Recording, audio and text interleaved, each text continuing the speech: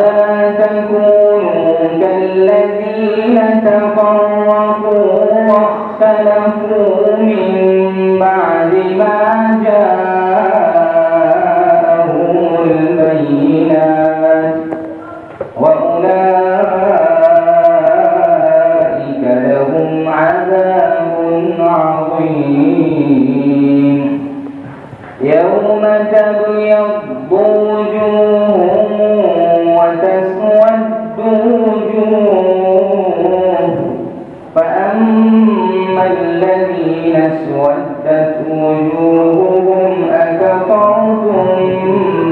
بعد إيمانكم فذوقوا العذاب أكفرتم بعد إيمانكم فذوقوا العذاب بما كنتم تكفرون وأما الذين ابيضت وجوههم ففي رحمة الله هم فيها خالدون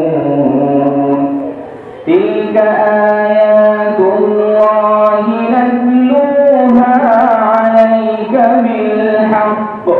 وما الله يريد ظلما للعالمين ولله ما في السماوات وما في الأرض وإلى الله ترجع الأمور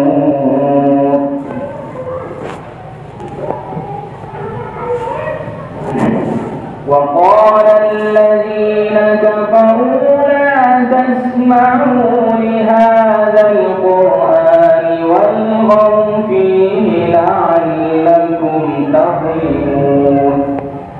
فلنذيقن الذين كفروا عذابا شديدا ولنجزينهم أسوأ الذي كانوا يعملون ذلك جزاء أعداء الله النار لهم فيها دار الخلد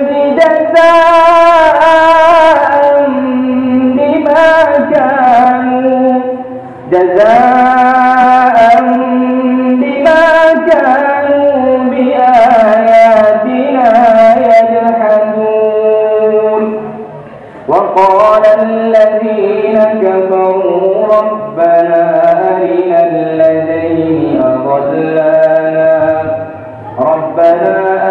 الذين أضلانا من الجن والإنس نجعلهما تحت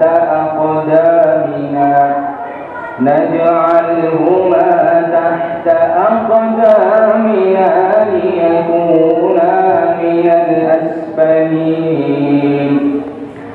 إن الذين قالوا ربنا الله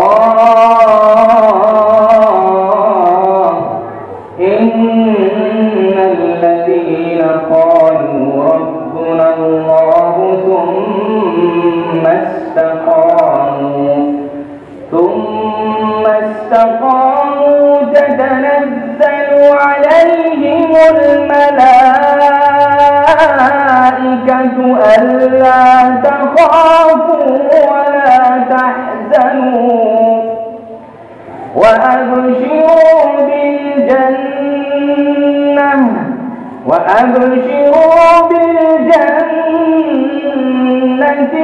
التي كنتم توعدون